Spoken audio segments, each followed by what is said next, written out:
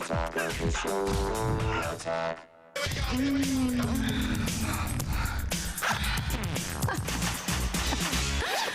she is, back to answer your sex and relationship questions. It is sex expert Anna David. What's going on, Anna?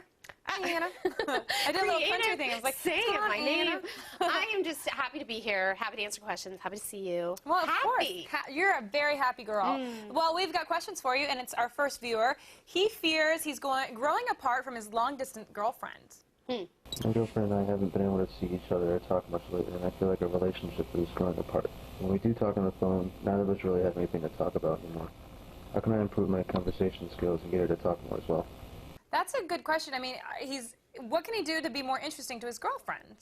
I don't think it's really about, like, what can you do to make yourself more interesting? Because, I mean, possibly you guys have just grown apart. And, you know, dating is not just about, like, oh, making sure she still likes me, but do you still like her? Is she totally boring? Well, what if he still likes her? He's like, I'm so interested in everything she's doing all the time, but I can tell that she's not even asking me questions or isn't interested in my life. So if he still likes her, but he's not interested. Well, I think there are certain things you can do. You can start doing, you know, AIM video chatting. You can do that's a good idea. Skype. You can do all kinds of things. Video chatting is good. Video chatting is good. You could, this is an archaic idea, you could send a letter, snail mail, a love letter, kind of get the, I'm sorry, wait, what's a what? There's this thing that people used to do. With doves? And they would take a pen or a pencil and they would write it. You lost me at pen. Sorry. Yeah, no, it's a crazy concept, but it could be kind of romantic. Yeah. Oh, I see. I like that. But also, I think that long-distance relationships are really, they only work when it's a sort of ephemeral situation where you know you're going to end up in the same city.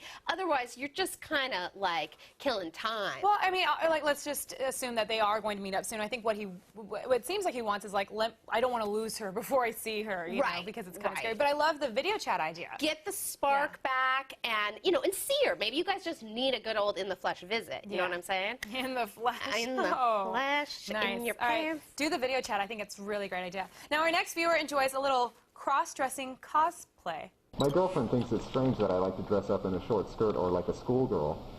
She says I do this because I'm not turned on by her, which isn't true. But how can I get her to let me do this every once in a while? Are you scared? Why does a guy need to wear a skirt? Why? Look, why? What does he get from wearing a skirt? He's not the only guy. You are not the only guy out there with this fetish. Scotsmen love wearing skirts, but that's because it's cultural, not because it's a fetish. You think without bagpipes, you're saying it doesn't make sense? Well, I mean, why? Why does he need to wear it in bed? He's doing it not because he likes to wear it. I'm glad he's not dating you. Because the thing is, would you date a guy in a skirt? Well, I have never dated a guy who has wanted to wear a skirt. Would you? I don't know. Well, you're hypothetical right now. Well, hypothetically, would you date a guy who wanted to wear a skirt in bed? If I loved him. What, you don't buy it? If the guy I was in love with wanted to wear a skirt, you would fall out of love with him immediately. Well, I would go shopping and see if we were the same size. And if we were the same size, it'd be fantastic because we could share wardrobe. If not, you're out the door. Look, it's called transvestic fetishism. You're not the only guy who has it. If your girlfriend is as weirded out by it as, say, Exhibit A, Olivia Munn, then you're probably not a good match. There are actually women out there, probably the women that Chris Gore meets at those little at the fetish clubs he goes to. I bet Chris Gore wears a skirt. Oh, come on. I bet he does. That's slander. Is it? Or maybe he just thinks it's a very nice compliment. You don't know. Wait, so you would date a guy? No, I mean, honestly. Would you? No, honestly. Look, I think the whole point is that you shouldn't feel ashamed of your sexuality. Whatever it is, you're not hurting anybody. No. It's not illegal. No. I probably would be a little bit unnerved if that came up. It never has before, but you never know. You never know. He's like, let me turn around, let me lift up my skirt and get up behind you. That's really masculine and hot. I love the visual. Right? Thanks for that. Let me get in there. Picturing you as a guy. Look, you're not hurting her. You're not hurting anyone. She's right.